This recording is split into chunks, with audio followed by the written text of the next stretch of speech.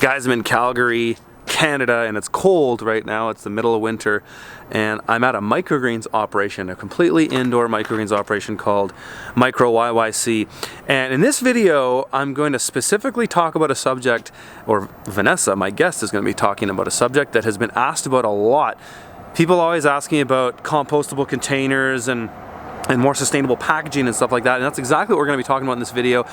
Vanessa here at MicroYYC, she uses 100% compostable packaging, and she's got some pretty cool solutions, and she's done a ton of homework on the subject, so I think a lot of you guys will find value in this video. If you are a FromTheField.farm member, you're also going to see a lot more content. I've been here for hours filming Vanessa, and so we got a ton of stuff that'll be on the website.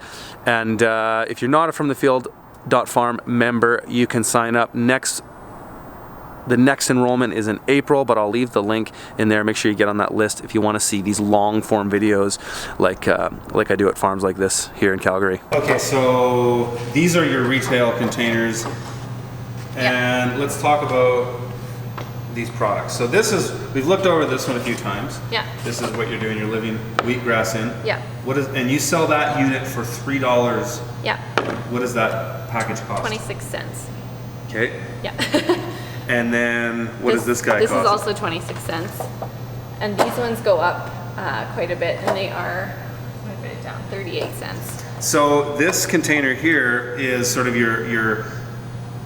it's probably your highest profit margin product, isn't it? Because it's the smaller amount? I think so. What do you get in there, like 40 grams. 40 grams? Yeah. And then these ones are for sun shoots and pea shoots. So they're bigger. Yeah, so I mean, that's more for the height of the pea shoots, but yeah, I think retail-wise, my pea shoots are pretty high margin just because they're so easy. I like the labor on them it's just easy versus sunflowers, and I do sell them for the same price, so I just am aware that the margins aren't the same. Right. Which is fine because sunflowers are very popular, and it's okay if they need a little extra love. Yeah. So this was obviously an important thing for you. Yes. Being waste free, or as best as you can. Yeah. Where did you start this whole journey of like sourcing the right stuff and? Yeah, I mean, it's hard because even this I feel like is like, oh, I want them to be better. I want a better product. I want an even more sustainable. I want it from a crop that isn't monoculture corn. A GMO or? Yeah, like I don't know what kind of corn it is. Yeah. It's like it only goes so far right now, but I do think it's going to keep improving. My background before I started farming was, I do have a business background, but I always focused in on like not-for-profit and like environmental sort of like courses in university, and I got a minor in social responsibility, so like I was very keen on that to start with, and I worked for a few nonprofits before I started working for myself. So I worked in the organic farming industry, I worked in the recycling industry, I worked in the farmers market industry, and so like I feel like all of those pieces come together and like kind of help me. I'm just so aware. I'm so aware of how recycling really works, and I'm so aware of organic farming and why, like, you know, some people say, oh, like they want organic farming to be better or something, but it's so transparent. Like no matter what you want to know, you can know it from an organic farmer, ideally. So it's like all those different areas of interest and like have become a part of my values, and so I couldn't start a business and then just start like just pumping out plastic containers. It just like I don't think I couldn't do it. So yeah, even like the sleeves that these bags come in, or these boxes come in, are plastic. So I make sure that gets recycled, because you can recycle the stretchy plastic. I even keep it separate from my other recycling just to make sure that it's as clean as possible, and we really don't produce a lot of waste other than like the backs of the labels and disposable gloves sometimes if we're using those for the sunflowers because they'll dye your hands yellow. Right. Yeah, it's just always been really important that like whatever I do in this world, it doesn't like leave this big mess behind. So Yeah. I mean, obviously I'm using energy. Yeah. Obviously I'm using resources. That is unavoidable in anything that you do, even if you're working at an office job.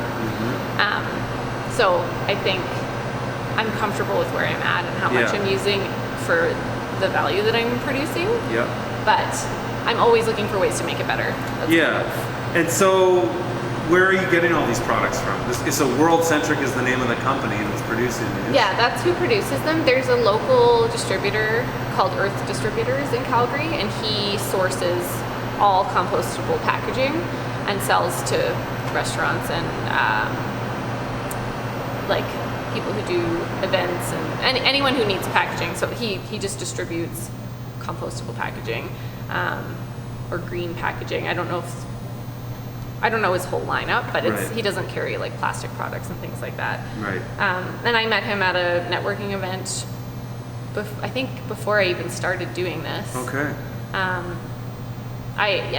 So I was aware that he existed, and yeah, it's great. Like if you order over a certain amount, the delivery's free. He uses a green courier too, which is nice. And I think it's more of an offset. They have an offset program, which is like that's something better than nothing. So, and he's like another reason why I love working with that company though is the customer service is amazing. So that's perfect. I can be like, I need containers like later today, and they will come. Wow. Wow. I try not to do that because I don't want to stress anyone out, but sometimes we just run out and I'm like, oh, there isn't another box. Like I can already see that I need to order 12-ounce containers because I'm out. So all of these, so this is some kind of fibrous stuff, like paper type pulp. Yeah. And then these are made with basically a corn resin or something like that, right? Yes. Yeah, I'm pretty sure when I was on their website, these ones are corn-based. Yeah, World Centric is the company. But I've been hearing some buzz about some hemp products that might be coming down the line. Oh, that's interesting. I don't know how far out that is, but if there was a hemp fiber or a hemp plastic, I don't know. I don't know how these technologies work exactly, but that would be cool because that could potentially be a local, like, I don't know. I just don't know where the corn for these comes from. I mean, it could be Canadian crop, but I don't know that. I think there's always ways. I'm never just going to be like, well, I already use these, so I'm never going to change. Like, if there was a better option, I would definitely use it. And I've toyed with the idea of like, what does zero waste look like? And I mean, ultimately, right now, it looks like growing them yourself at home, which is not this. This is not a good business. Yeah, that's not a business for me, anyways. But if we lived in a world where everyone grew their own food and people like me didn't need to grow it for them, like that would probably be better. That's called a horticultural society, and it's basically tribes in Africa and the Amazon. Yeah. So if we don't want all the benefits of civilization like cars and roads. Yeah. So it's a little. Yeah. So that's where, because I get asked questions on social media, like in comments or whatever. People will say, like, my labels say, like, grown sustainably and locally in Calgary, which, because even though I use organic seed, I'm not certified organic, so I couldn't put organic, and so I just wanted to be like, no, like I want people to know that I care about sustainability. But someone like commented on. They're like, yeah, but was that container made locally and sustainably in Calgary? And I was like, well, no, because nobody makes containers in Calgary. So like, that's not even an option. And no, but you can't listen to these social media losers because they're not doing anything. The last interview they're not doing anything. That person's shitting on you, but you're at least trying and taking steps and doing something. This person's just sitting there being a keyboard jockey. Yeah. So. And like, I think they see like, oh, your greens are sustainable, but like, are your labels compostable? No, they're not, because there's only one place that I'm aware of that makes compostable labels, and it's in California, and it just seems very complicated. Wow. So where do your labels come from? Somewhere in Calgary? I get them from a local print shop called Little Rock Printing, and I just design them myself. I'm not a designer. Looks great. Someone did my logo, and then I just pieced it in Photoshop, and I sent it off. I'm probably going to give them a bit of a revamp soon, just to. I have so many now. I'd like to get the colors a little more under control. But I just send them the files and they just print them, and they have the best pricing that I've found on them, and they're still too expensive. But that's why I'd like to work with them and say, like, is there a different shape that would be cheaper? The date isn't on the label though, because you get it printed in batches. Yeah. What do you do about that for your retailers? Do they need anything? I have a packing date done. Oh, okay, there you go. Easy. So I just do this on the bottom. There you go.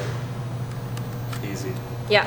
I used to stamp the labels individually, like there was a space. So I used to print them on my printer, like my inkjet printer, which is not ideal for things going in the fridge, but that's how I started. And there was just a space where I would use one of those date stamps. And that worked well for a while, but then I knew when I switched to plastic that I wouldn't be able to stamp on them, so I just date the bottoms. Right. Even that system isn't perfect though. I'm contemplating switching to a sell-by date versus a packing date, because I keep trying to educate stores and ask them to tell their staff, but I often walk into stores and have to pull product off the shelves and explain it again, which is fine.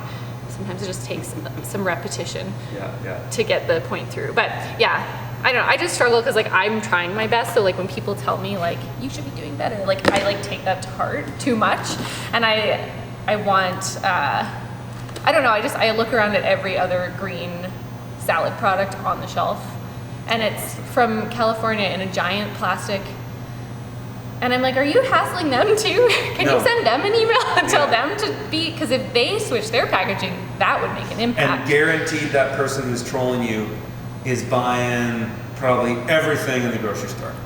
Yeah. So. Yeah, and so it's hard when you know that you're like doing your best, and I really have like done the research, and I'm working with someone who's done even more research than me, who provides these products, and I feel good about it, and then one person says something and I'm like, I'm sorry. I'm really trying. Yeah. But yeah, I've seen some other microgrowers do, like, if they have market booths and stuff, they do like a bring your own container sort of model at the market, and I feel like that could be cool, but I don't do markets, so so that's where, and obviously that would be a whole different thing and a little more complex, but maybe there's room for that in the future. Have at least one location that does that, because then people who want to bring their own container could. So I'm open to ideas, and especially if people have suggestions, like if people who care about that sort of thing want to actually talk about solutions, then I don't know if you want to leave that open to a YouTube video, because you're going to get don't put that on YouTube. Okay, well that's cool. So it's good to know that, you know, these containers you can do it. You can find all this stuff in compostable. Yeah. Though it's not perfect, but you can. Yeah, and if you right now, I say to people, if like your workplace has a green bin that is with a private composter, you can take these to work and put them in there. You know, or like me, like if I end up taking anything home in these, I try to use reusable for my own consumption, but I just bring them back and put them in my hop bins, because I know so if you're willing to do a bit of research, you can probably find a green bin that will take them, either at your workplace or maybe your grocery store will let you sneak a couple containers in, because they mostly use sort of the high heat private composters. So it just depends on the composter, what they will accept. So it's not completely hopeless. And I might need to email the city and be like, hey, what can we do about this? Because I'd love to find a solution. So you can see it is possible. There are sustainable solutions out there, and the more people buy in to this stuff, the more these companies can expand and put more resources in developing new products, and even developing and finding new materials for these products. Like Vanessa was saying there, like perhaps there's a hemp product now. As the hemp industry is exploding, maybe there's byproducts from that industry that can be used for products like this. You never know. So anyways, guys, we'll talk to you later. Hope you enjoyed that video.